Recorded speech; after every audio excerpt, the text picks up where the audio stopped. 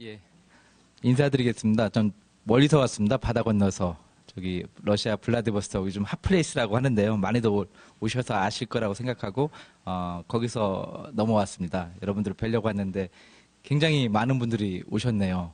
제가 가끔 이런 설명회를 많이 오곤 하는데 그랬는데 오늘같이 이렇게 많은 분이 오셔서 관심을 가져주신 적은 저 처음인 것 같습니다. 하여튼 러시아 비즈니스에 이렇게 관심을 갖고 이렇게 가져주신 것에 대해서도 굉장히 저도 감회가 좀 새롭고 저 오늘 뵙게 되었는데 열심히 최근에 러시아 시장에서 그 변화되는 것들 중심으로 말씀을 좀 드리겠습니다.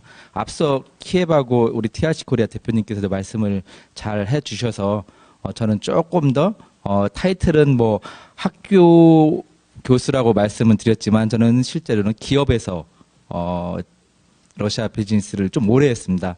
조금 아까 비교하면은 저는 조금 체계화 뭐랄까 조직화된데 기업에서 자나깨나 그 계속 러시아 비즈니스 하나만 갖고서 제가 계속 그 스테이를 할 수밖에 없어서 그런지 수많은 그 비즈니스 모델을 많이 생각을 했던 것 같습니다. 그래서 저는 종합 상사에서 15년 정도 비즈니스를 러시아 비즈니스 했고요.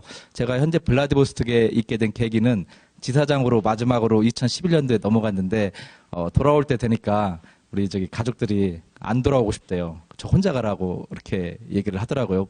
뭐 특별히 집사람이 뭐 러시아를 한 것도 아닌데 뭐가 그렇게 좋았던지 그냥 자기는 여기서 살고 싶다고 그렇게 얘기를 해서 제가 고민하다가 그냥 다니던 회사 다시 와서 그냥 사표를 던지고 돌아가게 돼서 그게 2016년도부터 지금 현재까지 있고요. 그래서 학교도 있지만 그거는 좀 일부 쪽이고 주로 이렇게 지자체나 우리 공공기관 조직 그런 쪽으로 우리 그 러시아 쪽, 블라디 쪽이나 러시아 비즈니스 하는 분들을 위해서 제가 알고 있는 네트워크를 가지고 좀 연결시켜드리고 좀 사업 같은 그런 무역 사절단부터 해서 그런 일을 한다고 보시면 되겠습니다. 이상 이렇게 제가 제 소개를 간단하게 드렸고요. 시장 상황에 대해서 제일 가장 뭐 아까 설명을 잘 드렸는데 중요한 거는 그래서 so what 비즈니스를 어떻게 해야 되는데 어려워서 가지 말아야 되나? 아니면은 그래도 내가 어려우면 시장이 어려우면은 다 똑같죠. 한국도 똑같고 일본도 똑같고 중국도 똑같고 러시아를 바라보는 게 누구 한쪽은 너무 시장이 좋아서 지금 가야 된다. 어느 한쪽은 시장이 나쁘니까 가지 말아야 되겠다. 뭐 달라질 수가 없는 거죠. 그렇게. 그래서 시장은 팩트는 똑같은 거기 때문에 전략을 어떻게 펼쳐서 어떻게 진입을 해야 되느냐. 그게 더 중요한 포인트인 것 같습니다. 그래서 저는 그런 중심으로 말씀드릴 거고요. 현재까지 러시아 비즈니스 그리고 이러한 변화가 있어서 우리는 전략을 좀 수정을 해야 되겠다. 그런 중심으로 제가 갖고 있는 사견을 좀 말씀을 좀 드리겠습니다. 러시아 하면 딱 떠오르는 거죠. 뭐 다른 내용보다도 옛날에는 동토의 땅, 뭐 거기 가면 1년 내내 춥고 뭐 사람들 거기 가면 마피아도 많고 하고 해가지고 블라디보스톡에 있는데 1시간밖에 차이가 안 나잖아요. 근데 어떤 분이 저 있을 때 뭐 전화가 와요. 아침에 전화하는데 정말 미안하대요. 뭐가 미안하냐니까 거기 밤이지 하면서 그 미안해. 그래서 제가 처음에는 아니라고 했다가 저도 좀 귀찮으니까 저도 똑같이 밤이야 얘기해 그러면서 그렇게 하면서도 했는데 그만큼 모른다는 거죠. 많이. 자기가 어디가 블라디가 어디고 모스크바가 어딘지도 모르고 하는 분도 많이 있고 그랬었지 예전에는. 그리고 뭐 기후 아까 말씀한 것처럼 사실 뭐 사계절 내내 추운 나라다 이렇게 알려졌는데 최근에 우리 뭐 신북방 정책도 나오면서 유라시아의 관문 남북이 통일되고 남북이 교류가 되면은 우리는 러시아는 반드시 거쳐가야 되는 관문이다. 그렇게 해서 새로운 기회로 좀 부상이 되고 있고 또 하나는 북극 항로 우리나라는 수출로 먹고 사는 국가이기 때문에 물류비 1불 2불이라도 코스트가 완전히 유럽 모스크바 스페츠르까지만 가면은 왔다 갔다 해요. 그만큼 물류비 포션이 굉장히 중요한데 그 북극 항로가 만약에 뚫린다면은 우리한테는 굉장히 유리한 요인으로 작용하지 않을까. 그렇게 저희들이 대한민국에서는 신북방을 바라볼 때 유라시아 관문과 북극 항로 그 두 가지 포인트로 우리 기업뿐만 아니라 정부 쪽에서도 중요한 시장으로 다시 보고 있습니다. 그래서 여러분 러시아를 아시는 분은 아시겠지만 사십 관련된 어록을 좀 아시죠? 왜 이걸 굳이 제가 말씀드리냐면 나중에 러시아 사람들을 만나게 되거나 비즈니스로 아니면은 여행을 가시게 되거나 뭐 알게 되잖아요. 그러면 아시는 분 다 아시겠지만 모르시는 분도 있을 것 같아서 러시아 하면 사십 관련된 게 딱 어록이 있어요. 세 가지가. 하나는 보드카 아시죠? 저는 강 대표님처럼 드릴 게 없어요. 아무것도 가져온 게 없어서 제가 말씀을 드려야 될 것 같아요. 나는 보드카 독주라고 하죠. 40도짜리. 보드카는 영화가 아니라 40도짜리다, 도수가, 알코올이. 그 다음에는 뭐였죠? 기후, 날씨. 뭐 춥다고, 뭐 20도, 30도 오면서 러시아 사람들은 항상 자기도 추우면서 맨날, 이거 가지고는 뭐 멀쩡하다고 하고 항상 우세를 떨어요. 막 안 춥다고. 그게 최소 영하 날씨도 40도 정도는 견뎌야 된다. 극한 온도는 60도까지 있는데 그만큼 러시아는 추운 나라다. 마지막 세 번째는 세계 면적 최고예요. 인구는 일본 사이즈고 1억 4천만. 근데 면적은 미국하고 중국에 비해서 훨씬 크고 세계 최고다. 그래서 40km가 길이냐. 우리 전라남도하고 북도가 서로 도끼리 나눠지잖아요. 근데 러시아는 연해주하고 하바롭스크가 도와 도예요. 우리로 치면은 주와 주죠. 그 길이가 700km예요. 아침에 7시에 버스 타고 차 타고 거기 가면은 거의 오후 밤 한 9시 정도 도착을 하거든요.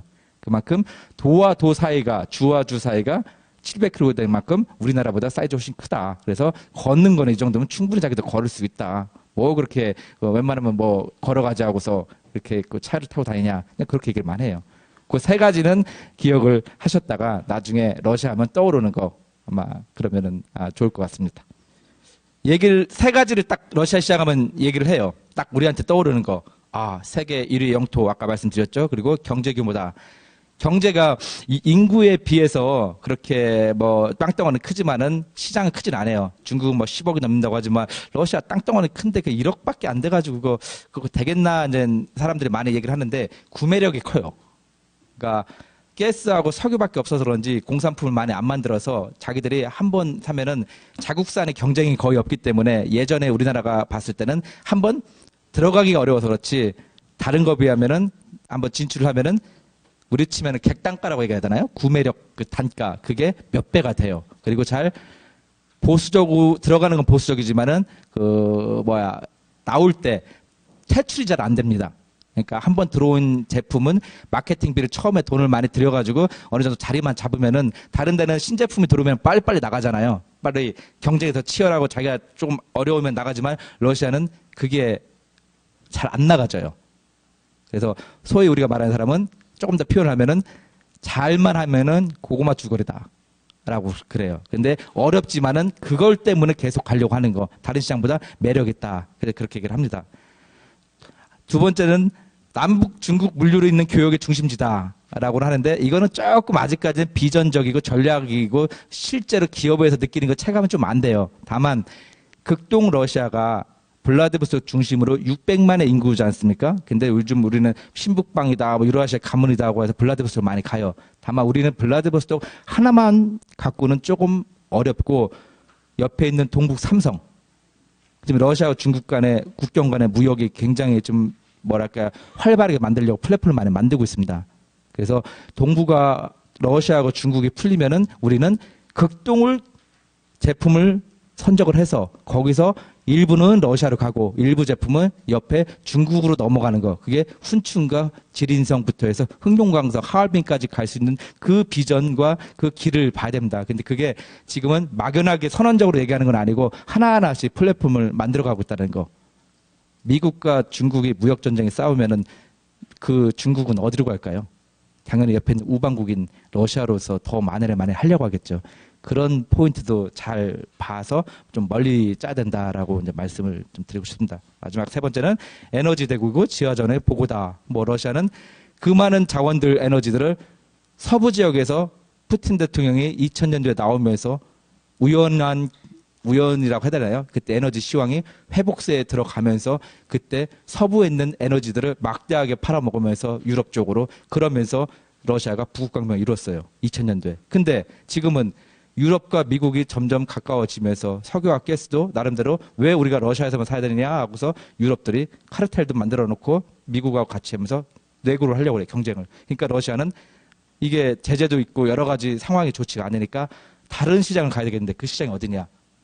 동쪽으로 가야 되겠어. 왜? 동쪽에 보니까 중국과 일본, 한국, 남북이 갈라져 있지만은 가스, 에너지를 어마어마하게 많이 쓰지 않습니까? 산업이 발달된 나라니까. 그러니까 러시아도 거길 가봐야 되겠어요.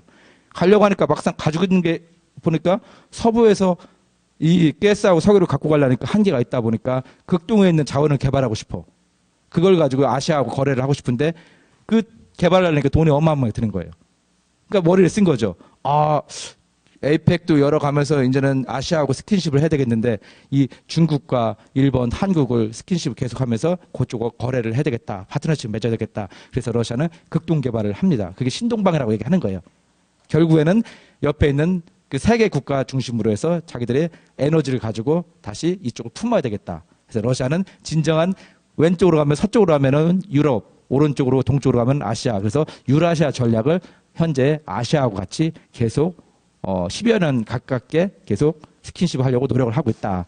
그래서 지금은 우리한테 보이는 게 조금 안 보일 수 있겠지만은 그 러시아의 그 10년간의 노력은 제가 생각할 때는 백도는 어려울 것 같아요. 너무 많이 투자를 했어요.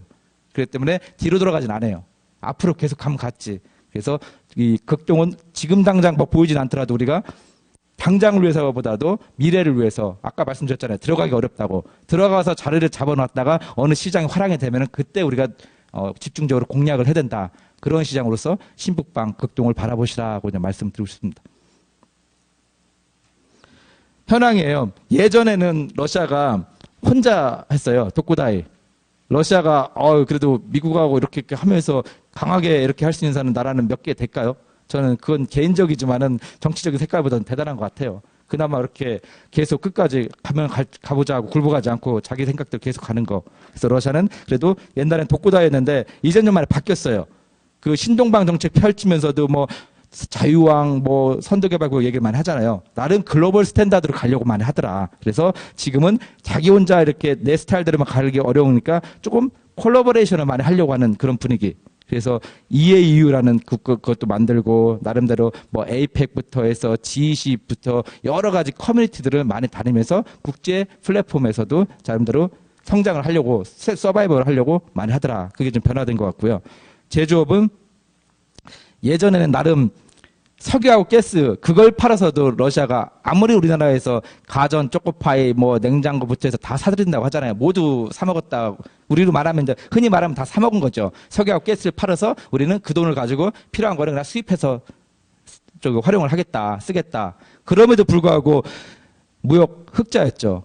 뭐 적자는 아니었으니까. 그러니까 어마어마하게 팔았다는 거죠. 근데 러시아도 이제는 시황이 원자재 시황도 그렇고 여러 가지로 봤을 때 리스크야. 항상 그 에너지라는 게.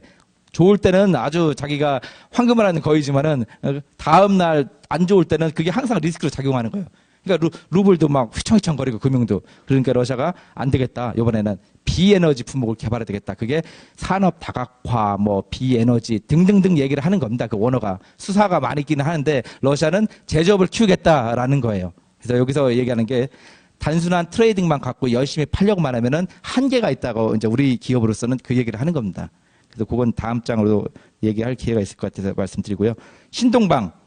이것도 예전에는 선거 때는 했어요.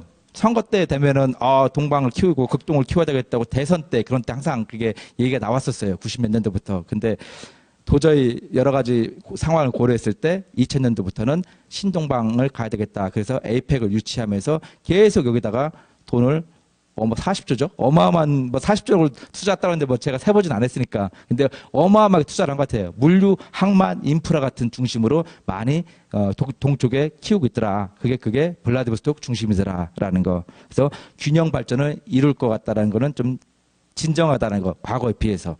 그런 현상이 있겠습니다. 그리고, 네 번째는, 가까운 사람. 그러니까 예전에는 조금 페이스 투 페이스 기업별 오면은 내가 투자를 하고 싶은데 뭐를 해줄 수 있겠느냐 그러면은 그 자체적으로 자기가 내가 해줄 수 있는 거는 이런 걸 해주겠다고 해서 그 주정부나 시나 그렇게 해서 페이스 투 페이스로 얘기를 했어요. 예전에는. 그러니까 그게 좋게 말하면은 인적 관계에 의해서 내가 아는 주지사님이 내가 아는 그 대통령의 의원의 사촌의 뭐 그런 사람을 통해서 가능했는데 이게 조금 바뀐 게 그 자유항 선도개발 구역 그렇게 얘기하면서 얘기했던 게 메커니즘이 없다고 맨날 사람들이 싫어했어요.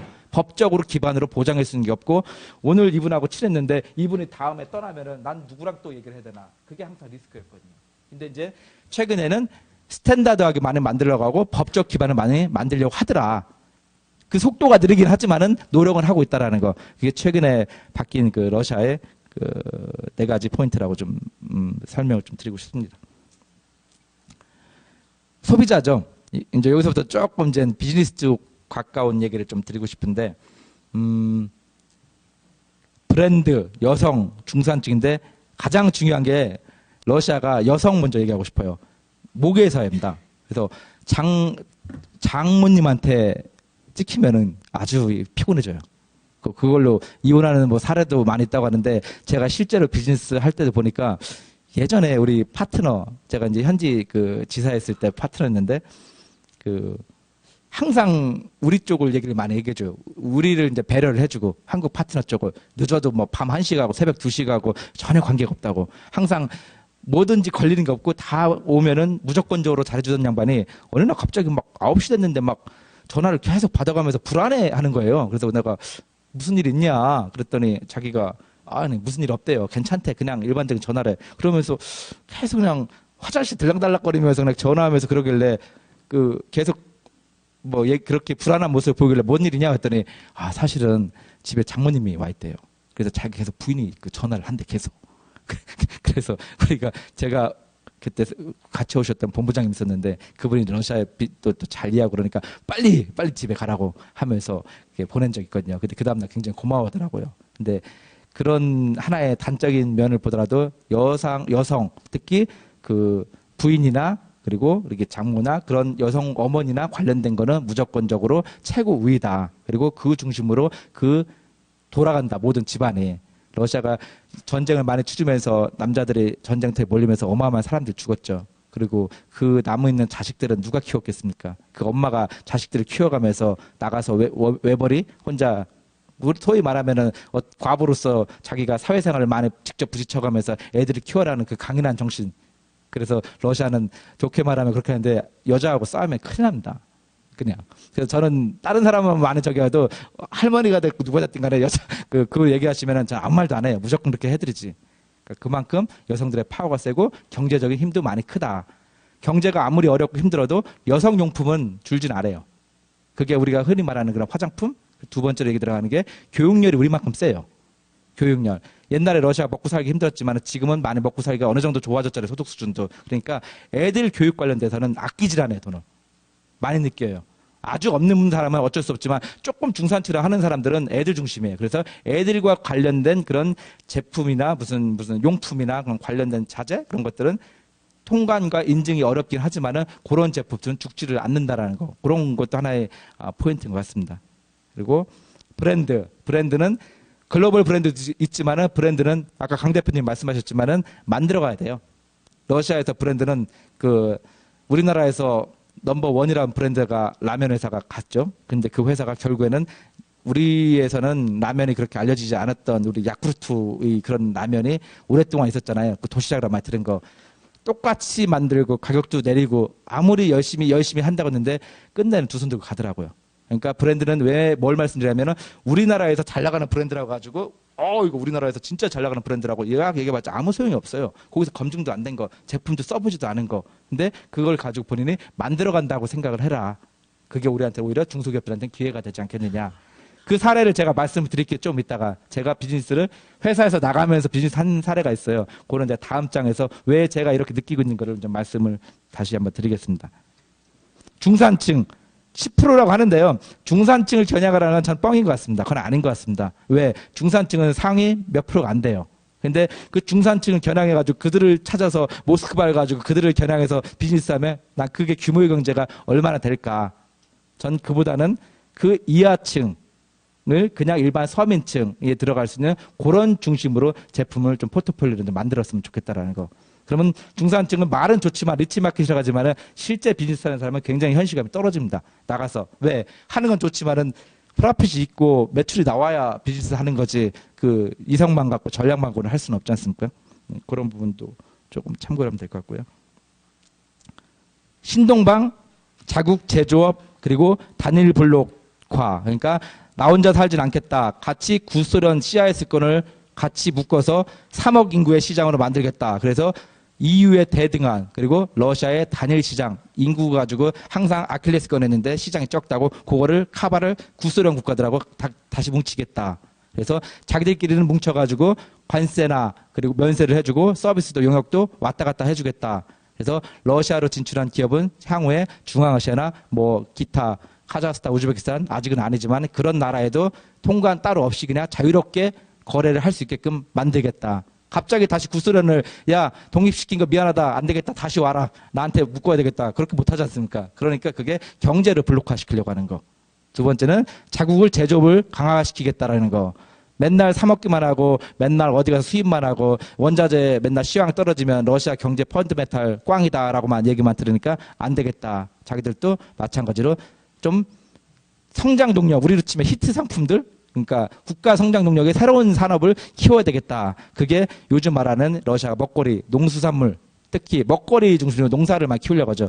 그리고 여러 가지 사업이 있는데 5대 사업도 여러 가지가 있습니다. 근데 이것도 지역마다 틀리기 때문에 그냥 여러분들한테는 하나하나 일일이 설명하는 것보다는 그냥 러시아가 제조업을 키우려고 하는구나. 그러면 우리도 트레이딩만 하려고 완제품만 팔려는 게 아니라 반제품을 팔아야 되나? 아니면은 어느 정도 되면 우리가 가서 소분이라도 해서 메이드 인 러시아 위드 코리안 테크놀로지 같은 걸로 가서 한번 공략을 해야 되나? 그런 생각을 좀 하셔야 된다는 거. 동방은 동쪽으로 간다는 소리인데 유라시아 관문이라고 했잖아요. 근데 제가 생각하는 건 제가 동쪽에 그 극동에 있어서 그런 게 아니라 그런 생각보다도 동쪽은 가야 돼요. 테스트 패드에 거기가. 친환적이고 그리고 한국적인 제품이 가장 많은 극동 러시아에서 먼저 제품에 대해서 검증을 받고 그 다음에 그 기반을 가지고 서부 러시아를 가야지. 그냥 어떤 분들은 메이저리그라고 해서 나는 큰 시장을 가야 되겠다고 모스크바부터 먼저 가는데 연타로 맡기만 하고 나중에 사람도 파트너도 자대로 뭐 안 되고 여러 가지로 해서 힘들기만 하고 그냥 오시는 경우가 많아요. 근데 식품과 생활 소비재 중심 산업은 달라요. B2B나 그냥 인더스트리얼 같은 경우는 시장이 아예 극동이 아직 없기 때문에 일반 생활 소비재 같은 그런 제품들은 극동을 먼저 가서 거기서 배운 역량을 가지고 레퍼런스를 가지고 위쪽으로 넘어가야 된다는 거. 그래서 동쪽이 우리한테는 중요하다라는 거. 그거를 세 가지를 좀 강조를 하고 싶습니다. 나머지는 그냥 유인물로 대처하면 될 것 같아요. 내용을 일일이 설명드리는 것보다 좀 반복되는 것도 많은 것 같고요. 같은 얘기인 것 같아요. 그래서 근데 몇 가지만 얘기하면 이거 유통시장의 재편이라는 거. 러시아가 한 쉽게 뭐 똑같이 일률적으로 적용할 수는 없겠지만은 FOB 100원이면은 현재 판매 가격에 다른가 하면 200원 정도가 돼요. 180원에서 200원. 근데 100원에서 130까지는 그게 수입 통관하고 그래가지고 일반 여러 가지 간접 코스트가 한 130까지 와요. 그리고 일반 수입상은 20에서 25% 정도 아주 못해도 20%는 안 되면은 아예 비즈니스 자체가 어려워요. 왜냐면 불확실성한 변수 비용이 너무 많이 들기 간접비가 많이 들기 때문에 한 150까지 보고 그 다음에 그 50을 가지고 도매와 리테일, 소매를 나눠 찢었어요. 왜 그걸 말씀드리냐면 그게 예전에 전통적인 사업이었어요. 지금은 조금 많이 바뀌었어요. 뭐냐면 예전에는 러시아가 공급자 우위 시장이었어요. 91년도에 그 배 타고 다니던 양반들이 한국 많이 왔다 갔다 했는데 소련이 해체됐다고 하니까 먹고 살아야 되겠고 월급도 안 주고 그리고 옛날에 빵이라도 줬는데 지금 빵도 안 주고 먹고 살아야 되겠습니까? 그러니까 가장 돈 많이 벌고 가장 빨리 깨치는 사람들이 상선 타던 사람들, 배 타는 사람들. 그래서 돌아다니면서 뭐가 괜찮은 거 많이 봤던 사람들. 그런 사람들이 블라디보스톡에서 초코파이며 라면이고 했던 거를 다 쓸어 담아서 갖고 왔던 사람들이에요. 근데 그 사람들 중에서 지금 살아남은 사람들이 한 10개 정도 회사가 아주 커졌어요. 이제 블라디보스톡에 그 사람들이 큰 손이에요. 거의 소위 말해서 한국의 식품과 웬만한 그 소스 그러니까 식자재도 주로 식품 가공품 그것들을 다 이제 리드를 하는 사람들로 자리를 잡은 겁니다. 옛날에 그랬대요. 제가 예전에 만나볼 기회가 있어 만났는데 예전에는 물건만 가지고 있으면 서로가 다 찾아왔대. 나 좀 주면 안 되겠냐고. 그래서 그게 예전엔 대형마트 같은 게 없었으니까 와서 그냥 물건을 팔아야 되니까 나 무조건 달라. KTNG 담배부터 해가지고 초코파이 뭐 스타킹 없는 게 없고 뭐 주기만 하면은 내가 가격 다 쳐줄 테니까 그냥 줘라 하고서 예전에는 완전히 러시아가 공급자 우위 시장이었어요. 그래서 러시아는 들었잖아요. 오시면은 손님 오면은 사든지 말든지 그냥 이따 가라. 뭐 호객 회의를 안 한다고 하잖아요. 사람들이 그래서 야 러시아는 가게를 갔는데 나한테 뭐 설명도 안 해주고 그냥 무뚝뚝 해가지고 예전에 가면은 뭐 사든지 말든지 놔두고 그런 게 옛날에 하나의 그냥 마켓의 그냥 모습이었어요. 근데 지금은 완전 바뀌었어요. 어느 정도 러시아가 이제 20년이 지나고 하니까 자본주의 정도로 체제도 많이 바뀌고 그리고 시장 경제 좀 배운 거죠. 그러니까 러시아가 이제는 대형마트가 많이 생기기 시작하는 거. 시고. 그러니까 이제는 조그만 골목 상권에 다 죽은 거예요. 이 가까운 블라디만 가도. 그럼 모스크바는 더 하겠죠. 그러다 보니까 이 마트 쪽 그런 사람들이 항상 소비자에 민감하고 하니까 그 사람들이 손이 크지 않습니까? 구매력이 더 커졌고 옛날에는 공급자가 쪽 찔끔찔끔 줬는데 지금은 한 큰 마트가 다 사들이고 주문을 하더라도 몇 컨테이너씩 주문하고 그러다 보니까 이 수입상들을 꽉 죽여놓는 거. 그래서 유통시장이 많이 재편되고 있는데 대형화가 되고 있어요. 그리고 좀 더 자기들이 필요하면은 그 마트들이 자기들이 다니면서 물건을 구매를 해요. 소싱을 하고. 그러니까 수입상에서 주던 가격을 그대로 쓰는 게 아니라 이제는 자기들도 충분히 알아보고 그리고 가격을 합리적으로 나름대로 자기가 얼마면 사겠다고 내고를 하는 거죠. 거꾸로. 아니면 직접 사든지. 그게 달라진 좀 모습인 것 같아요. 그 시장을 좀 많이 말씀드리고 해서 직판 체제가 시장 지배를 확대를 하고 있더라. 왜냐니까 그래서 그런지 그 수입상한테 제가 물어봤어요. 그래서 너는 어떻게 할 거냐? 앞으로 이렇게 되면 너가 어려워지는 거 아니냐? 그랬더니 그래도 자기도 가게 샵을 내려고 한대. 야, 그러면 똑같이 대형마트를 낸다는 거냐? 아니, 그렇게 하면 안 될 것 같고, 자기들은 수입을 하니까, 그래도 구매력을 어느 정도 자기들의 원가가 보장이 되니까, 조그만 가게를 샵을 낸대. 그 샵이 뭐냐니까, 30대 직장인들만 30대 러시아는 전부 다 저게 맞벌이에요. 거의 다가. 그 맞벌이 부부들이 많이 모여 사는 시장, 그 집이 또 따로 있대요. 모여 사는 촌이. 거기다가만 조그맣게 해서 배달 서비스까지 같이 하겠다라고 그렇게 얘기를 하더라고요. 제가 이제 말씀드리고 싶은 거는 강조하고 싶은 거는 그만큼 러시아가 이제는 공급자가 아니라 소비자 중심의 시장으로 바뀌었고 이제는 단순 수입상 갖고는 힘들겠다. 직접 현지에서 자기가 소비자와 직접 만나는 샵이나 판매체, 판매 플랫폼을 가져야만 살아남을 수 있겠다라는 그게 최근에 러시아 시장의 그런 트렌드. 그거를 좀 말씀을 좀 드리고 싶습니다. 큰 이유는 뭡니까? 루블화가 불안정하면서 그러니까 아까 말씀드린 것처럼 소득이 그만큼 올라줘야 되는데 옛날에는 3, 40배 했을 때는 한 1,000불 정도 벌고 뭐 둘이 와이프랑 1,000불씩 번다고 치면은 한 2,000불 갖고 저금을 안 하고 1,000불 열심히 모으면은 한 사람이 번 돈 갖고는 여름에 휴가를 가자. 가족들 다 모여서 한 달 정도 외국에 갔다 오자. 그게 가능했어요. 예전에는. 근데 지금은 그만큼 올라줘야 되잖아요. 환율 따라 월급을 안 줄 거니까. 그게 안 되는 거예요. 또 두 번째는 최근에 부가세가 인상됐어요. 20%로. 소득을 같이 올려줘야 되는데 부가세 인상되니까 기업들은 방법이 없잖아요. 전부 다 가격이 다 올라갔어요. 이 소득도 같이 올라줘야 되는데 그게 안 되다 보니까 사람들은 안 되겠다고 없는 사람은 하향 구매. 같은 거 이걸 사긴 사야 돼. 뭐 꼭 필요한 거니까 의식주니까. 근데 조금 더 낮은 대로 그렇게 바뀌다 보니까 대형마트에 있는 가격 중심으로 시장으로 큰 가격을 좀 싸게 살 수 있는 걸 찾는 거 조금이라도. 그리고 또 하나는 온라인 마켓을 가기 시작하고. 그게 두 가지 풍조가 유통의 요즘 최근에 변하는 두 가지 포인트입니다.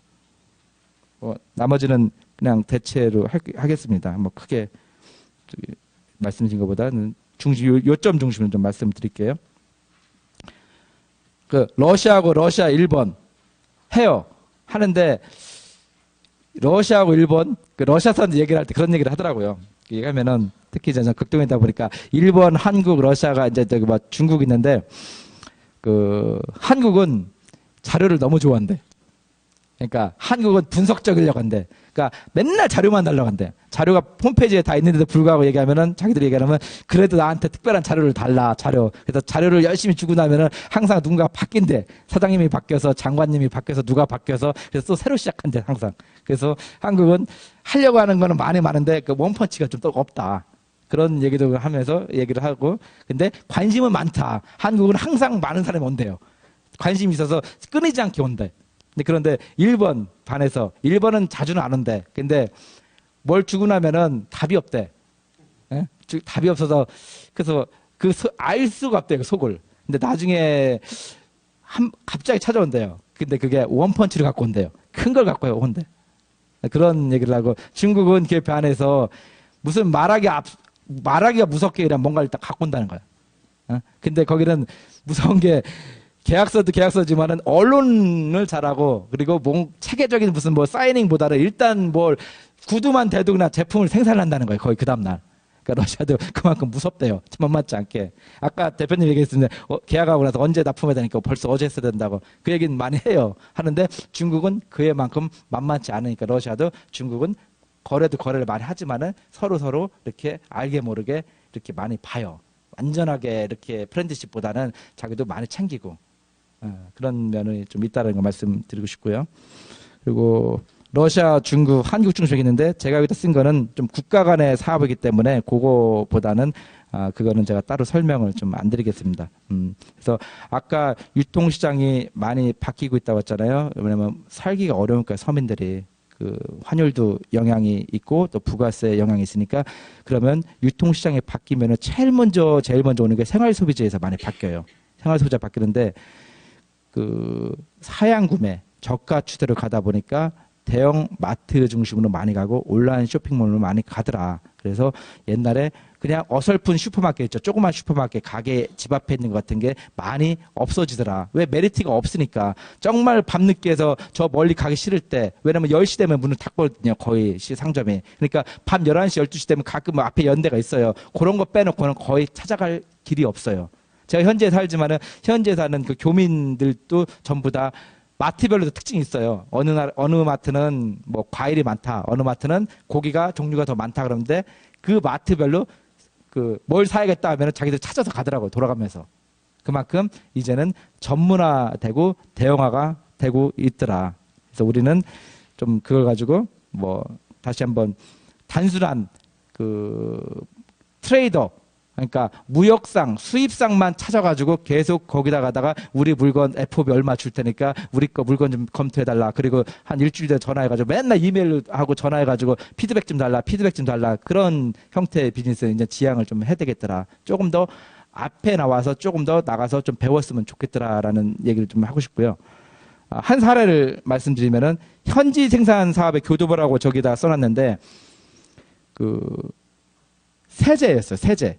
우리 뭐 퐁퐁 같은 거 있잖아요. 세제, 빨래, 세탁 세제 같은 게 그 많이 한국 제품이 극동에 많이 가 있거든요. 근데 어느 업체가 한국분은 아닌 것 같아. 고려인분 같은데 그분이 라인을 갖고 와서 공장을 만든다고 하더라고요. 그래서 어떻게 하나 가면 봤죠. 그래서 우리나라 사람들은 투자하면은 한 20억, 30억 투자해가지고 뭐 해외 투자 20억 투자했는데도 5억 투자했는데도 얼마나 벌 수 있는데 뭐 손익을 뽑아오라든지 뭐 투자 계획서 뽑아오라서 힘들잖아요. 그리고 돈을 벌 수 있었을지 항상 계획을 하는데 나중에 막판에 그걸 못 하거든요, 다. 근데 이 사람도 그래서 어느 정도 투자하길래 이렇게 투자한다고 이렇게 소문이 다 났지 봤더니 그분이 그런 전략을 썼더라고요. 이 세제를 꾸준하게 5년 동안 10년 동안 꾸준하게 가져온 것 같아요. 오랫동안 가져온 것 같아요. 몇 년인지 모르겠지만. 근데 이제는 한계가 있다 싶어서 자유항 같은 그런 제도를 만들어가지고 거기서 만든 제품은 물건으로 반입되는 제품은 관세도 면제해주고 뭐 해준다 해가지고 계산이 좀 나왔나 봐요. 훨씬 더 경쟁력 있다. 그래서 일반 액체 있죠. 큰 벌크로 된 액체 그리고 벌크로 된 세제, 가루 그거를 가지고 와서 중국에서 페트병 같은 거 그거를 갖고 와가지고 거기서 조립을 하더라고요. 거기서 만들어가지고 거기다 집어넣어가지고 메이드 인 러시아로 만든 거야. 똑같이 라벨링 똑같이 해가지고. 근데 그게 또 원래 팔리던 거니까 똑같은 거니까 쓰던 거니까 크게 제품이 어디 간 게 아니잖아요. 그런 식으로 소분해서 이렇게 팔더라고요. 근데 자기한테는 훨씬 더 수입 관세 뭐 등등보다 경쟁력이 있다. 그래서 그걸 가지고 다른 지역으로 마트로도 많이 그게 보내더라고요. 근데 물어봤죠. 그래서 얼마나 투자가 되겠냐니까 그냥 이 설비를 최소한의 소분이기 때문에 최소한의 리패킹 하는 정도만 가지고 왔지 나머지는 사람 몇 명이 이제 동네에 있는 분들을 써가지고 숙련시킨다고 해서 제품만 담아가지고 그냥 그걸로 랩핑만 해가지고 그냥 만드는 거예요. 나름 그거를 현지화라고 투자라고 러시아에서 막 이렇게 새롭게 보고 제가 왜 그걸 말씀드리냐면 투자라고 해서 항상 공장을 새로 만들고 새로 무슨 건물을 사서 아니면 건물을 지어서 기계를 라인을 하나 갖고 와야 된다. 한 몇 억짜리 라인을 갖고 와가지고 새로 사가지고 주문해가지고 막 대량 생산을 해야 된다. 그런 생각보다는 초기에는 아까 말씀드린 것처럼 트레이딩을 어느 정도 하고 어느 정도 검증이 된 제품은 가지고 와서 소분 정도로 해서 일단은 현지화를 시켜보면서 점차적으로 그걸 확대해 나가야 된다. 근데 거기서 중요한 거는 인아웃이 용이하게 나오더라도 크게 우리 치명적이지 않게끔 그런 비즈니스 모델을 계속 찾아가는 게 우리한테 필요한 게 아닌가. 이런 현재 러시아 시장을 봤을 때 좀 말씀을 좀 드리고 싶습니다. 결국에는 그 첫 번째 주던 분이 장부 뭐 우리나라 뭐죠? 그 지표로 많이 말씀드리는데 그런 얘기 했잖아요. 아까 루브라 결제로 해야 된다. 이제 달러로 하기가 어렵다. 막 얘기를 하잖아요. 이게 틀린 얘기는 아니거든요. 팩트거든요. 팩트인데 결국에는 달러로 배로 보내가지고 여기서 얼마 US 달러 TT로 보내라. 그리고 송금증 뱅크슬립 보내라. 보냈네. 아 그러면 BL 보내줄게 하고 그 다음날 보내주는 그런 90년도부터 20년까지 지금까지 그런 비즈니스 해왔거든요. 근데 하지 말라는 게 아니라 거기서 조금 다음 단계까지 가야 되는 그 사업이 좀 필요한 게 아니냐. 그게 그래서 현지에서 나름 샵을 만들든 법인을 만들어가지고 현지에서 물건 보낸 걸 받아서 본사와 법인 간의 거래든지 그렇게 해서 현지하고 마트나 아니면 다른 고객들, 서브 딜러들 같은 사람들하고 장사하는 법을 조금씩 배워야 되는 거 아니냐. 현지 비즈니스, 현지 시장에 가서 그게 우리한테 요구되는 게 아닌가. 시장에서 그거를 시사점으로 좀 말씀을 드리고 싶습니다. 이거는 같은 얘기인데요. 물류 거점과 거대 소비 시장으로 있는데 이것만 보면은 야 극동 러시아는 물류고 서부 지역은 소비 시장이니까 다 서부로 가겠다라는 얘기를 해요. 근데 일부 생활 소비재 같은 경우는 극동에서 굉장히 큰 손이었다고 했잖아요. 러시아 90년도에 우리의 식품과 소비재를 전부 다 극동에 있는 바이어들이 다 끌었어요. 이끌어왔어요. 블라디보스토크. 그렇기 때문에 제가 작년인가 그 얘기를 우연하게 하다 보니까 그런 얘기를 제가 시장 개척단을 다니면서 좀 들은 적이 있는데 한번 얘기를 들어봤어요. 이상한 걸 제가 깜짝 놀랐어요. 모스크바에 있는 식품이 가보니까 우리나라 식품에 대해서 그렇게 이렇게 뭐 좋고 이렇게 자기들은 좋다는 걸 알겠는데 최고라고 쳐주지 않는 거야. 그러면서 한국 식품을 취급하냐 그랬더니 제품을 취급을 한대. 필요하니까 찾는 사람이 있대요. 그럼 어떻게 그걸 갖고 오냐 그랬더니 나는 한국에서 컨테이너로 이렇게 수입을 하진 않는데요. 왜 그러니까 수요가 그렇게 많지는 않대. 그렇게 이걸 컨테이너 베이스로. 자기들 그렇게 사면 리스크가 크다는 거예요. 그래서 어떻게 하냐고 물어봤더니 블라디보스토크에 있는 각각의 딜러들이 있대. 수입상들을 안 돼. 전화를 한대요. 연락을 하고 자기들이 내구 거래를 한다는 거예요. 필요할 때마다. 그래서 여기서 하고 싶은 말이 뭐냐면 극동 지역을 그냥 물류라고만 보는 게 아니라 그 물류가 그 기능이 수입 기능이 있기 때문에 그리고 오랫동안 비즈니스 해왔기 때문에 한국 제품이 된다 안 된다를 금방 압니다. 이쪽 사람들은. 그래도 나름. 그래서 그 블라디를 매출의 그냥 하나의 큰 기점으로 생각보다는 테스트 매드로서 생각을 해서 일단 거기 가서 꼭 검증을 받아야 된다는 거. 그 얘기를 하고 싶은 거예요. 말도 안 통하고 새벽 6시, 5시간 차이 나가지고 모스크바에 전화도 안 바꿔주고 왜 전화했냐고 답장도 안 줄 텐데 제대로 그 고생하지 마시고 일단 거기 가서 일단 테스트를 한번 해보시라고 꼭 말씀드리고 싶은 거예요. 제가 여담이지만 2002년도에 그때 상사를 들어가서 그 기계를 했거든요. 근데 저한테 맡기는 게 딱 주는 게 러시아 전문가로 막 박수 쳐주고 막 환영해 해주는 거야. 그냥 드디어 러시아 전문가 왔다고. 그 다음날 장부를 주고 이거 빨리 돈 좀 받으라고. 그래서 제가 채권 회수 팀이었거든요. 채권 회수. 그 5년을 그거만 했던 거예요. 그 3년을. 근데 모스크바가 아까 말씀드린 것처럼 전화하면 맨날 저한테 후아유래. 후아유. 넌 누구냐? 왜 저는 돈 달라고 해야 되니까 맨날. 근데 그 사람들 저는 뉴컴하고 뉴페이스잖아요. 주니어고. 그러니까 러시아 사람들 이제 웃어 보이는 거지. 그러니까 계속 그렇게 하다가 그때는 새벽밥 먹고 제가 새벽을 보고 퇴근을 했거든요. 어떻게 돈을 받아야 되니까 신입사원이고. 근데 그런 시절이 엊그제 같은데 이제 여기 서 있으니까 좀 감기가 무량한 것 같아요. 그래서 여러분들도 그 마음 어떤 마음으로 이 시장에 올려가는지 그 마음을 제가 알 것 같거든요. 저도 마찬가지로 상사에서 러시아 비즈니스 하는 사람이 많지는 않아요. 한 전담에서. 근데 저는 그거를 제가 혼자 그거를 오래 살아남으려면 계속 비즈니스를 만들어야 됐어요. 해야 된다고 해야 되니까. 그래서 안 해본 게 없는 것 같아요. 다 뭐 성공적으로 했다는 건 아니에요. 절대. 다 터치를 다 해본 거지 거의 다. 그러니까 트렌드를 읽어야 그 기획을 할 수가 있으니까. 근데 그런 면에서 꼭 그 마음을 아니까 그 중심으로서 좀 말씀을 좀 드리려고 하는 거고. 그래서 꼭 그 여기 오신 마음도 알겠고 그러니까 좀 반갑다는 말씀도 드린 거 싶습니다.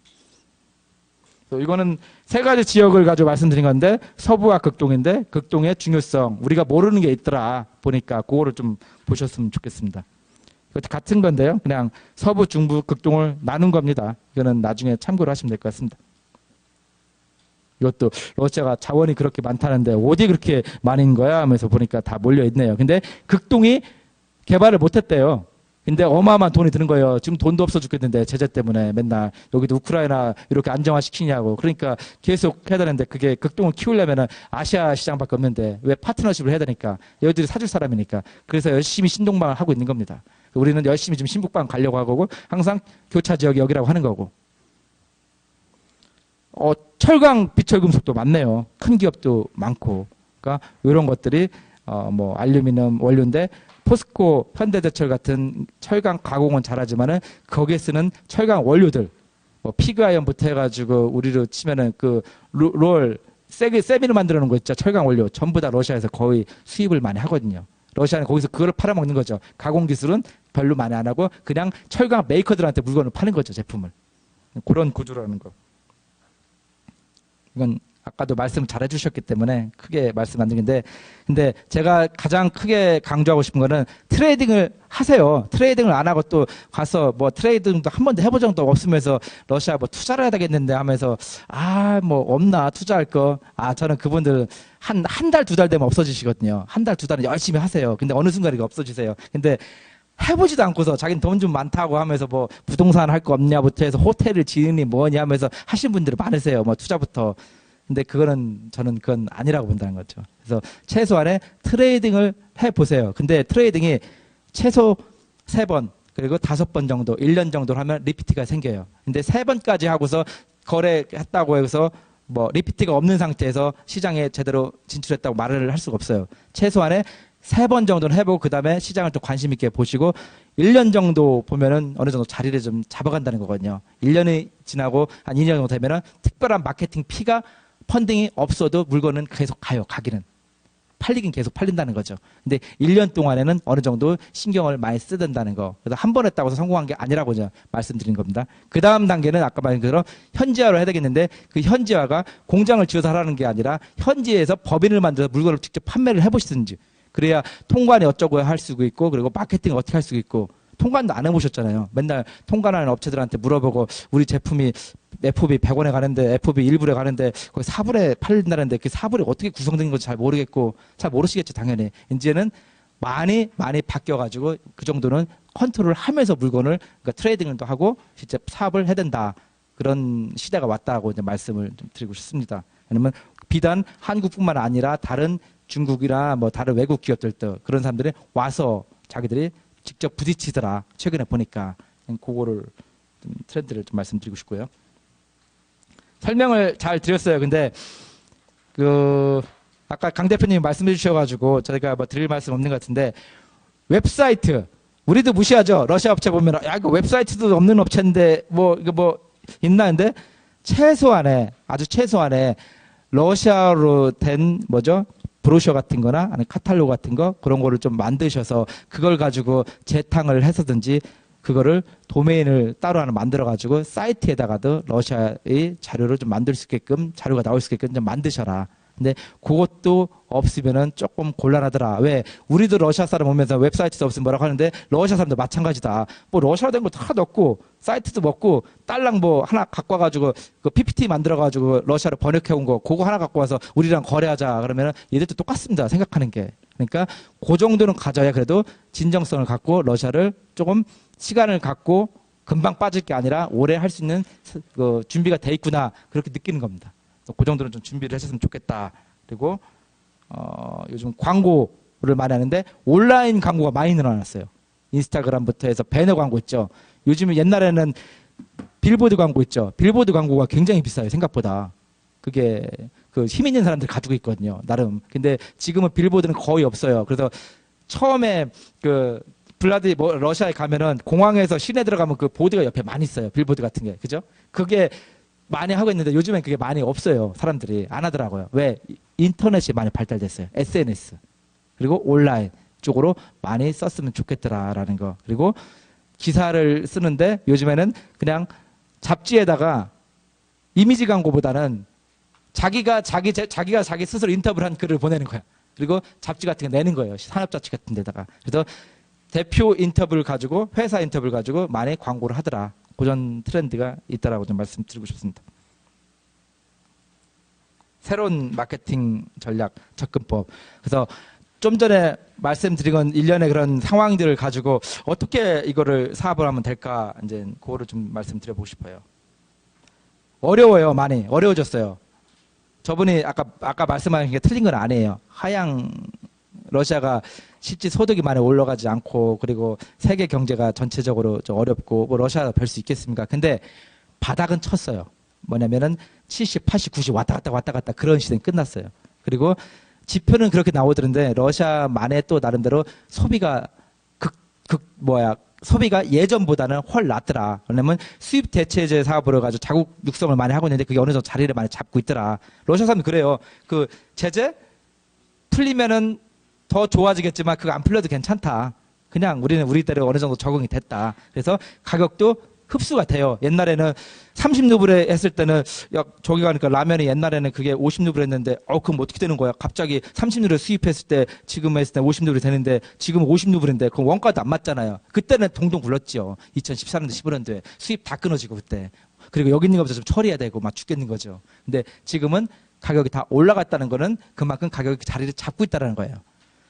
어렵지 않으니까 마트가 계속 생기고 그래도 먹고 사는 사람들 계속 있으니까 계속 살아나는 거고 그리고 러시아가 완전히 바닥을 치지 않았기 때문에 이제는 살아나기 때문에 우리가 하나의 기회가 되지 않느냐. 왜냐하면 최소한의 진출에 대한 적기라고 저는 말씀을 드리고 싶은 겁니다. 다만 수준이 조금 예전만큼 그래도 확 살아나가지고 고가의 제품 프리미엄 브랜드 전략 메이드 인 코리아 최고고 우리는 중국산 뭐 별로고 우리는 중국과 어디야 그 유럽의 중간 사이 뭐 해서 프리미엄을 가는 것보다는 러시아 쪽을 좀 들으세요. 러시아 상황을 좀 더 맞추시고 우리 얘기만 하지 마시고 우리는 이랬는데 이런 것보다도 러시아 상황이라니까 일단은 이 대중적으로 많이 판매할 수 있는 그런 제품을 많이 가야 되겠다라면 가격을 맞춰야 되는데 그거를 한국 거만 고집을 하려고 하지 마시고 아까 말한 것처럼 중국과 러시아를 섞어서 어떻게든지 그에 맞춤형으로 좀 가시라.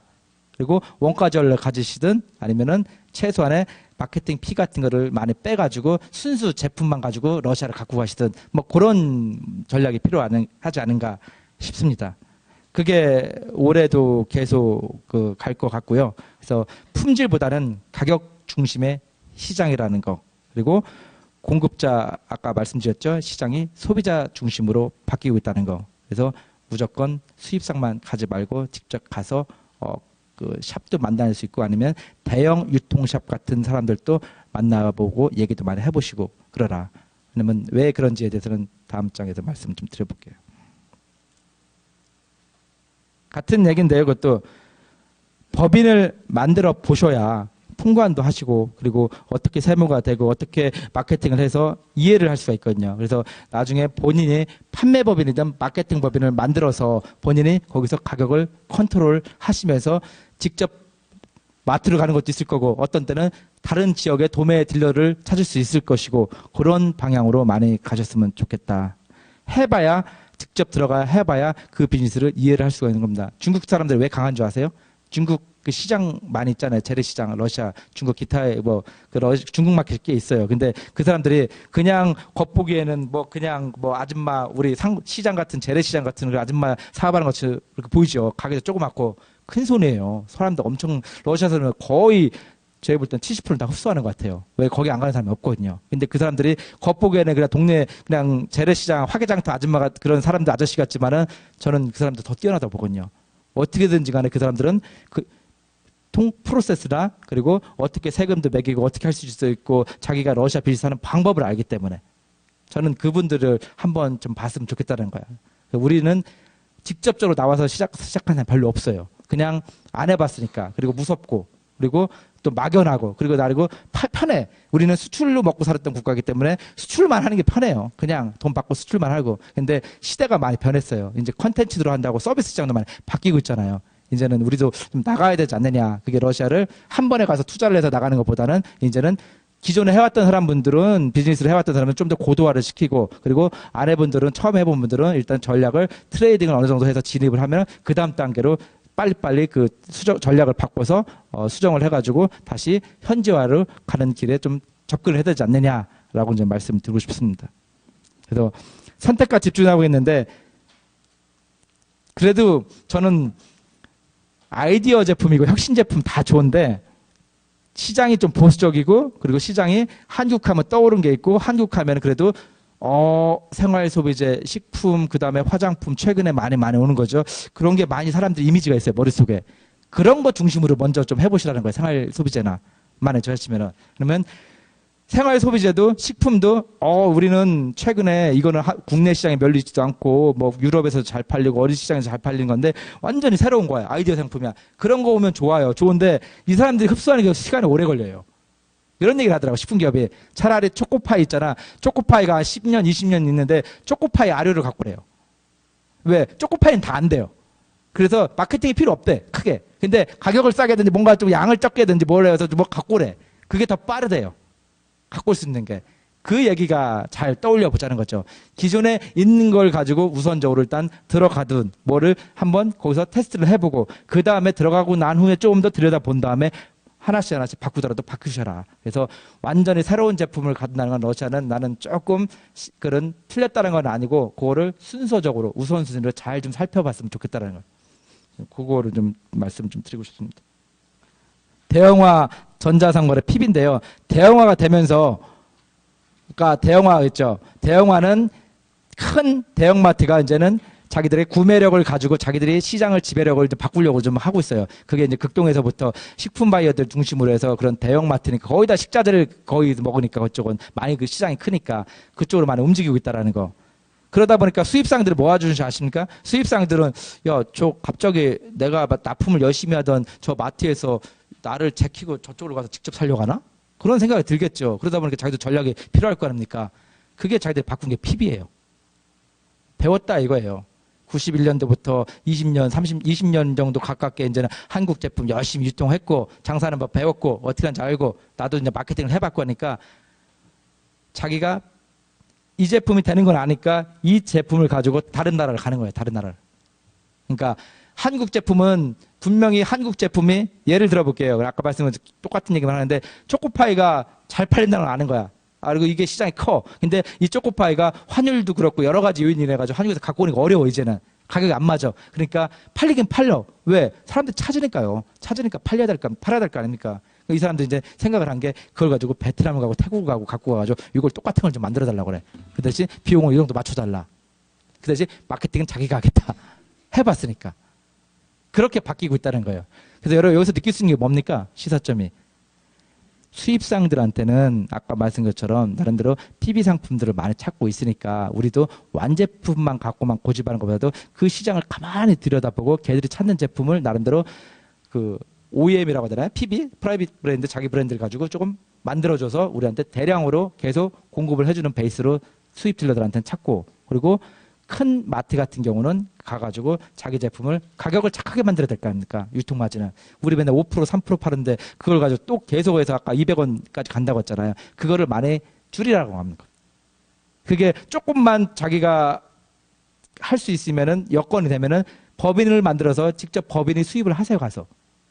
자기가 직접 하셔서 그 수입을 넘기세요, 그렇게. 그러면은 최소한의 그 비용 오서 거기서 운영비를 빼시고, 그다음에 거기서 떨어뜨리시고. 그러고서 다른 쪽도 찾아보시고, 당장 안 나올 수도 있고 어려울 수도 있어요. 안 될 수도 있고. 근데 그런 노력을 해야만이 계속 결실을 맺는 게 아닌가라는 생각을 듭니다. 세 가지가, 그리고 하나는 전자상거래인데, 말은 전자상거래 온라인 쇼핑몰이죠.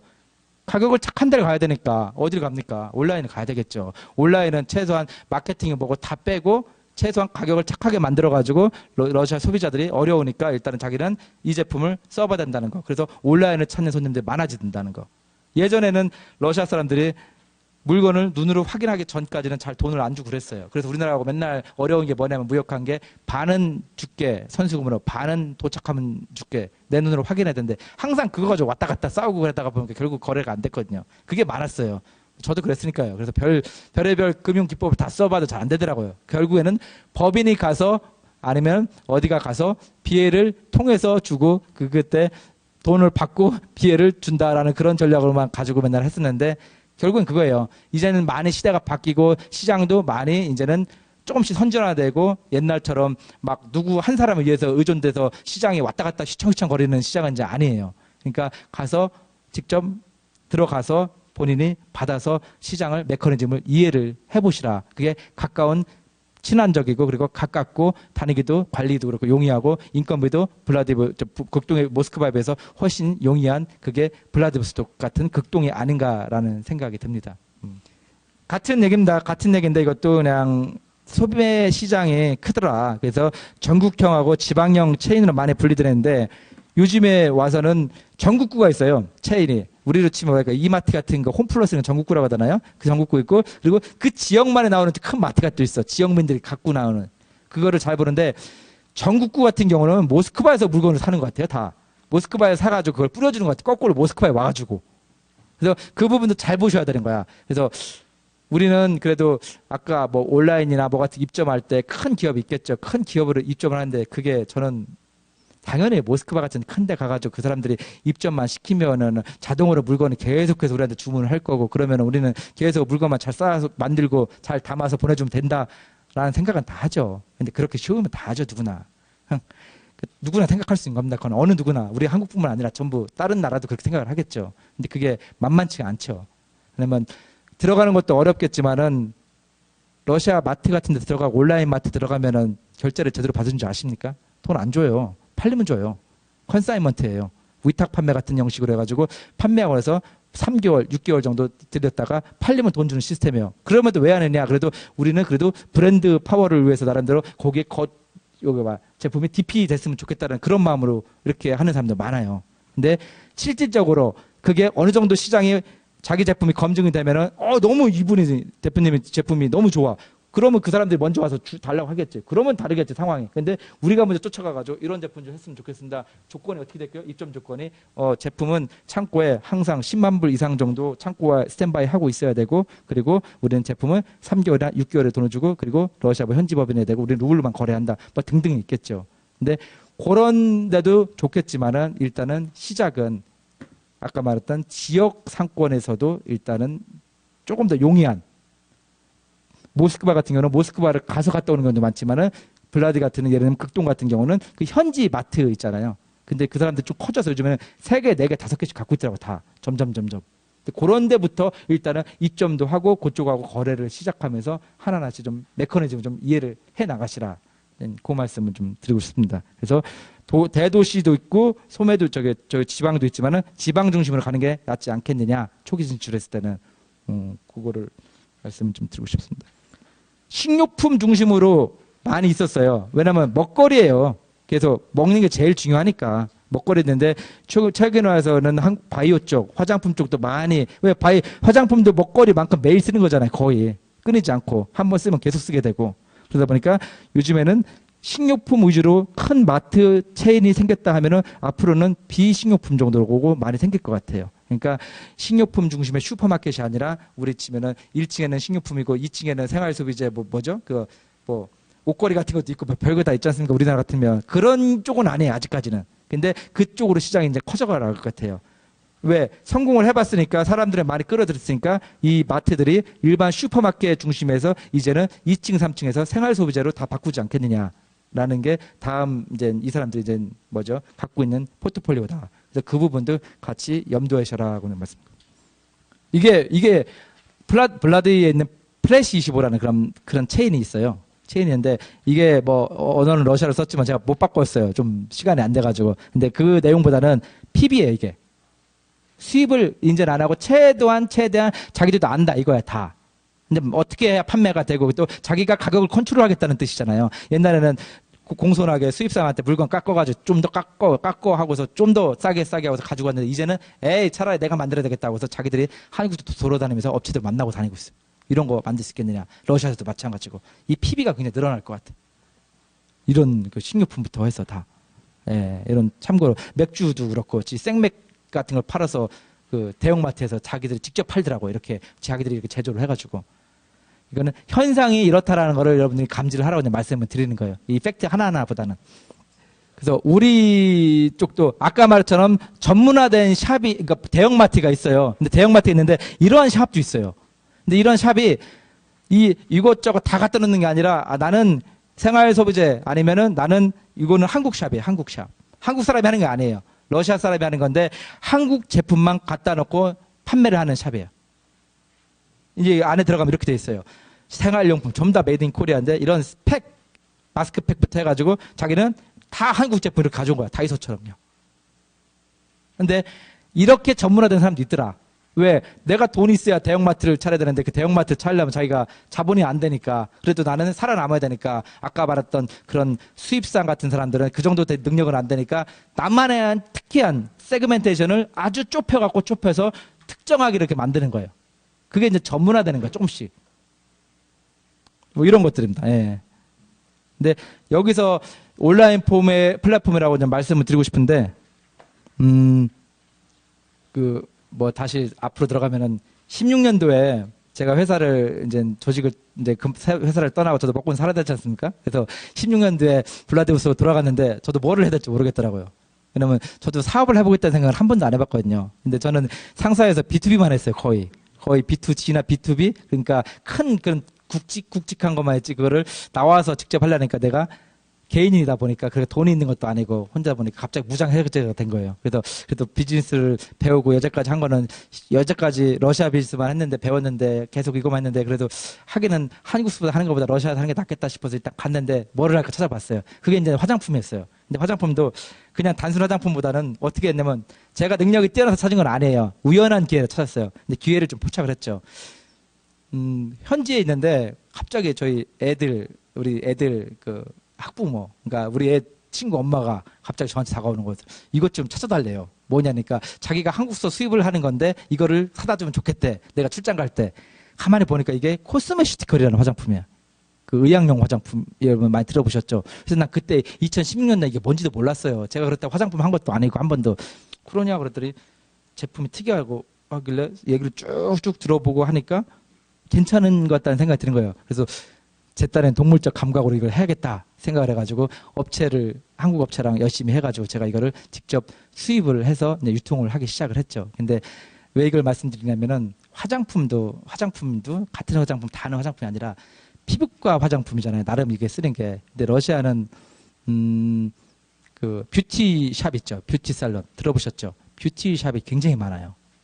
아까 여자들의 파워가 크다고 했잖아요.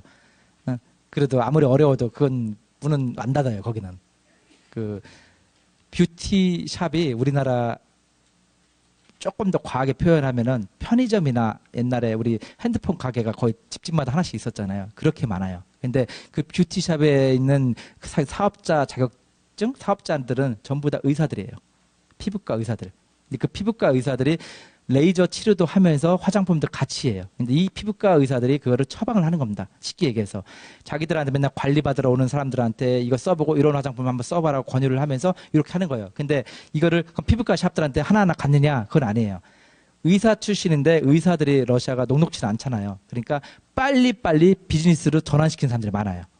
처음에 어려운 서전 해가지고 돈 많이 못 받고 힘드니까 자기가 비즈니스 마인드를 바꿔서 의학용, 의료용 그런 기자재나 그런 관련된 제품을 의사들이 손으로 자기가 사업을 차려가지고 직접 세미나도 하고 제품도 수입해서 실제로 시연도 시켜주고 그걸 가지고 나중에 다 유통을 시키는 거예요.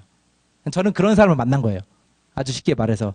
그거를 16년도에 시작을 해서 그게 이제 지금까지 한 3년 정도 됐어요. 근데 저는 어디 가서 사업을 한다는 소리 안 해요. 왜냐면 저는 만나는 분들하고 때 개인한테 거래는 안 해요. 그냥 저는 저대로만 할 수 있는 것만 하는 건데 이거는 저보다는 제 직원을 교육을 시켜가지고 그 직원이 A에서 Z까지 다 해요. 그냥 제가 배웠던 걸 그대로 가르쳐 줬으니까 통관을 해서 물건을 다 납품을 시켜요. 근데 2명이 이제 혼자 다 하는 거예요, 거의. 근데 이게 하다 보니까 마케팅은 이런 식으로 했죠. 의학용 화장품이니까 병원도 보내놓고 이 병원처럼 만들어가지고 제일 재밌는 게 뭐냐면 이 제품이 통관을 할 때는 화장품으로 통관이 돼요. 분류가. 비의약품으로. 근데 여러분 필러 같은 거 아시죠? 의약용 같은 거, 리프트 실이라고 하잖아요. 그런 거. 그거는 의약용으로 돼요.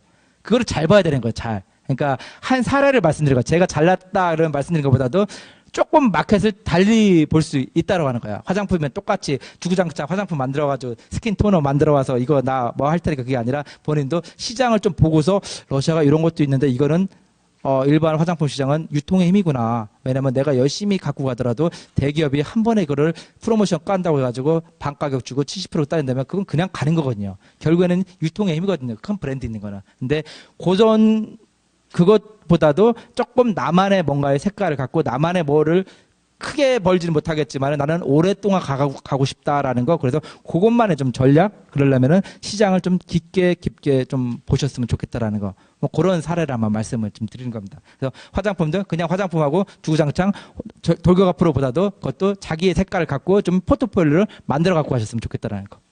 그러면 제가 이거는 시장 상황은 하다 보면은 있으니까 이건 인터넷도 있고 여러 다른 분들도 열심히 쓰신 분들 많이 있으니까 제가 따로 말씀을 안 드릴게요. 이거보다는. 그래서 온라인 시장 같은 경우는 어떻게 우리가 진출 전략을 해야 되느냐. 유통도 얘기했고, 아까 말했던 뭐 유통의 변화, 또 온라인 뭐 시장도 뭐 여러 가지 했는데, 그럼 대체 우리가 어떻게 됩니까? 그럼 뭐 모델 같은 게 있습니까? 하고 이제 당연히 질문을 하실 수 있을 것 같으세요. 그러면 그거에 대해서 제가 가지고 있는 모델을 한번 좀 말씀 드려보겠습니다. 온라인 쇼핑몰 좋죠. 온라인 쇼핑몰인데 전문몰로 해서 자기 제품을 갖고 가세요. 그러니까 자기 브랜드를 일단 만들어 가세요. 우선적으로. 그래서 모스크바도 있고 여러 가지도 있지만 이미 현지에 유명한 플랫폼이 있겠지만 거기 플랫폼을 가서 시간 1년 쏟지 마시고 그냥 그 1년 동안에 열심히 해서 그냥 나는 적게 팔아도 좋으니까 러시아 사이트 도메인을 사서 다 알료로 예를 들면은 그렇게 해서 러시아 플랫폼 만들어서 본인이 직접 한번 해보시라. 그래서 블로그들만 열심히 하는 애들이 있어요. 또 잘하는 애들이, 러시아 애들도. 그런 거나 인스타그램 같은 거를 좀 만들어서 하나씩 해보시라. 근데 갑자기 그것만 하면 어렵잖아요. 왜냐면 러시아 사람들은 그랬잖아요. 물건을 보지 않고서는 어려워. 그러니까 한국서 열심히 언어 다 바꿔가지고 한국 뭐 사이트 바꿔서 했는데 결제를 하려고 하니까 항상 보면은 원화로 주든지 달러로 주는데 러시아 사람들이 신용카드, 마스터 비자 카드, US 달러 하는 게 잘 안 돼 있어요. 아직까지도. 그게 아직 많이 좋아지긴 했는데 그게 많이 안 돼 있더라. 그러니까 결제에 걸리는 거야 다. EMS는 20kg 이하짜리는 무통관으로 많이 온다고 많이 해서 오케이 된다고 치더라도 돈을 먼저 받아야 되는데 여기서는 나름대로 이게 항상 신경 쓰이는 거야. 돈 보내놓고 못 받으면 뭐 끝이니까요. 항상 걸리는 게 그거야. 그래서 생각을 하는 게 현지에다가 법인을 만들 때 그 법인을 그냥 개인 사업자로 만들면 돼요. 그 세금이 6%밖에 안 되는 그런 세금도 있고 법인도 종류가 여러 가지가 있어요. 그 무조건 그 세금이 높지는 않은 거거든요. 그래서 그런 걸 만들어서 안테나 샵 같은 걸 하나 만드는 거예요. 조그맣게 샵을. 그 샵이 뭐 예를 들면 이런 작은 샵 같은 거를 만들어서 직접 고객이 와서 터치도 해보고 만져도 보고 써도 보고 그리고 제품을 온라인 쇼핑몰하고 연결을 시킵니다. 결국에는 온라인 쇼핑몰로 해서 오더를 받는 거죠. 100개든 10개든 50개든 오겠죠. 그러면 여기다가 제품을 보내는 거예요. 로지스틱 센터, 우리 면세품도 공항 가서 찾잖아요. 제품을 찾는 데를 만드는 거, 수지센터를.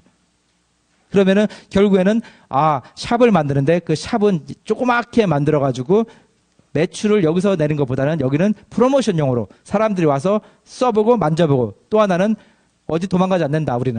우리는 옆에서 끝까지 책임을 지겠다. 문제가 있고 AS가 걸리면 우리는 이걸로 어필을 해주겠다. 라면서 이거를 효과를 얻을 수 있는 겁니다.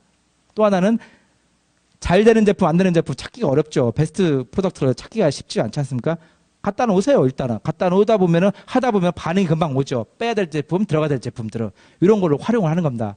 혼자 하시기 어려우면은 이거를 몇 개 기업이 됐든 아니면 계신 무슨 협회도 있을 거고 플랫폼 많이 있지 않습니까? 지원받는 사업. 강 대표님이 하시는 그런 사업도 있고 그런 데다 지원을 좀 받으셔서 하셔도 될 거고. 예를 들면은.